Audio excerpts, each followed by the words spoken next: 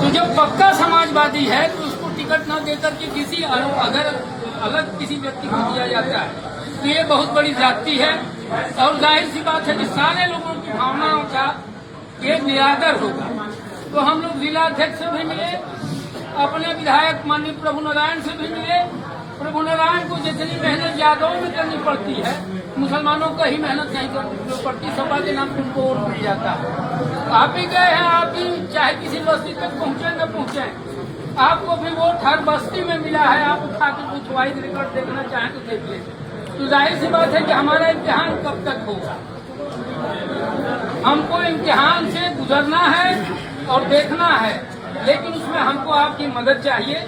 आप हमारे सांसद हैं और मैं ये चाहूंगा कि चूंकि आप तने तनहा सांसद हैं, आपकी जो रिपोर्टिंग होगी माननीय अखिलेश जी उस पर अमल कराएंगे। बहुत लगे तो हम ये चाहते हैं कि आप हम लोगों की आवाज वहाँ तक पहुँचाएं कि हम लोगों की भावनाओं को भी ठेस न पहुँचे और यहाँ समाजवादी पार्टी जिले में भी फले फूले और बढ़े और सारे लोग मिलजुल कर के साथ चलें। और सांसद जी, टिकट अगर नहीं मिला तो जाहिर सी बात है हम धमकी की बात नहीं करते, लेकिन ये जरूर कहते हैं कि जो नौजवानों का तबका है, मान लीजिए हम लोग तो ये सोचते हैं कि चलिए भाई ये पुरानी पार्टी है, हम सपा के साथ रहे, लेकिन आज नौजवान तबका वो ऐसी की स्पीच से बहुत ज्यादा प्रभावित है।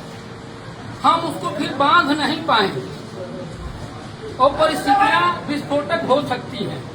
तो हम उसके लिए पहले आप हमारे मुखिया हैं, हम आपको अवगत करा देना चाहते हैं कि कहीं कोई ऐसी स्थिति न बने कि हमारे नौजवान दूसरा रास्ता पकड़े और हम दूसरे रास्ते पर चलें।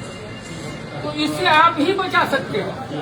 और जल्दी से भी मैंने यही कहा कि देखिए रिपोर्टिंग, जाहिर सी बात है कि जिले की जो रिपोर्टिंग है वही काम करेगी। पर्यवेक्षक तो आते हैं, पार्टी होती है, आप लोग जो रिपोर्टिंग कर देंगे वही पर्यवेक्षक उस पर मोहर लगा के जाएगा, चाहे हम जितना चिल्लाएं, हमारी आवाज कोई मतलब नहीं रखती है।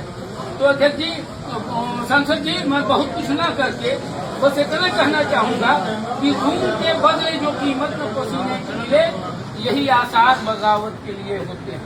तो जाहिर सी बात है कि हमारी बातों पर तवज्जो दिया जाए और उसको गौर से सुना जाए।